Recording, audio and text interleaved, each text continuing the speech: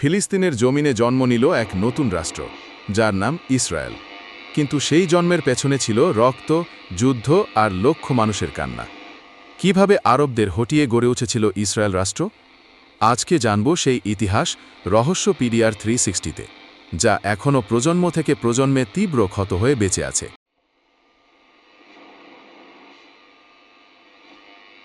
19 শতকের শেষ দিকে ইউরোপ জুড়ে ইহুদিদের ওপর চলছিল নির্যাতন। তখনই জন্ম নেয় জায়নবাদ, একটি রাজনৈতিক আন্দোলন, যার লক্ষ্য ছিল ইহুদিদের জন্য একটি স্বাধীন রাষ্ট্র। আর সেই রাষ্ট্রের জায়গা হিসেবে বেছে নেওয়া হয় ফিলিস্তিন। কেন? কারণ বাইবেল অনুযায়ী এখানেই ছিল তাদের প্রাচীন জন্মভূমি।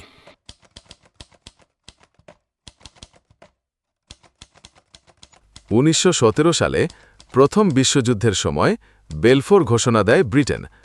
তারা বলে, আমরা ফিলিস্তিনে ইহুদিদের জন্য একটি রাষ্ট্র গড়ার পক্ষে।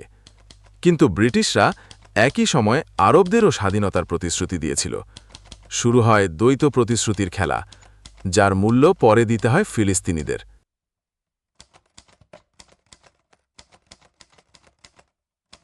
দ্বিতীয় বিশ্বযুদ্ধে নাৎসিদের হাতে প্রায় 60 লাখ ইহুদি হত্যা হয়। ইউরোপ জুড়ে ইহুদিরা হয়ে পড়ে উদ্বাস্ত। বহু ইহুদি পালিয়ে আসে ফিলিস্তিনে। ব্রিটিশরা চাপে পড়ে, আর জাতিসংঘ নেমে আসে সমস্যার সমাধানে। জাতিসংঘের 2 রাষ্ট্র প্রস্তাব, এই অংশটি হচ্ছে এক ঐতিহাসিক মোড়, যেখানে সংঘাতের বীজ পুরোপুরি সক্রিয় হয়ে ওঠে। 1947-এ প্রস্তাব দিল, ফিলিস্তিনকে ভাগ করা হবে 2 ভাগে, এক ভাগ ইহুদিদের জন্য আর এক ভাগ আরবদের জন্য। জেরুজালেম হবে আন্তর্জাতিক এলাকা।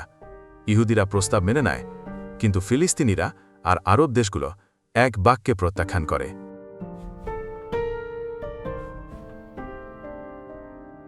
14 মে 1948 ইহুদি নেতা ডেভিড বেন-গুরিয়ন ঘোষণা দেন, আজ থেকে আমাদের স্বাধীন রাষ্ট্র ইসরায়েল গঠিত হল। পরদিনই হামলা চালায় মিশর, সিরিয়া, জর্দান, লেবানন সহ 5টি আরব দেশ। শুরু হয় প্রথম আরব-ইসরায়েল যুদ্ধ। ইসরায়েল শুধু টিকেই যায়নি, বরং নির্ধারিত এলাকার চেয়েও বেশি দখল করে ফেলে।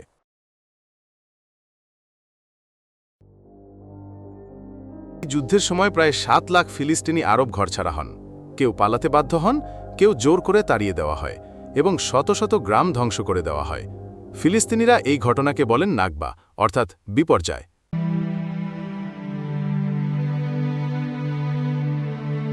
ইসরায়েল রাষ্ট্র গঠিত হল, কিন্তু ফিলিস্তিনিদের ভাগ্যে জুটল উদ্বাস্তু জীবন। আজও তারা সেই জমির জন্য সংগ্রাম করছে। এই ইতিহাস শুধু ভূখণ্ডের নয়, এটি হলো স্মৃতি, বেদনা আর প্রশ্নের এক মিশ্র গল্প। প্রশ্ন রইল তোমার জন্য, এই দ্বন্দ্বের সমাধান কিভাবে হতে পারে? নিচে কমেন্টে জানাও তোমার মতামত।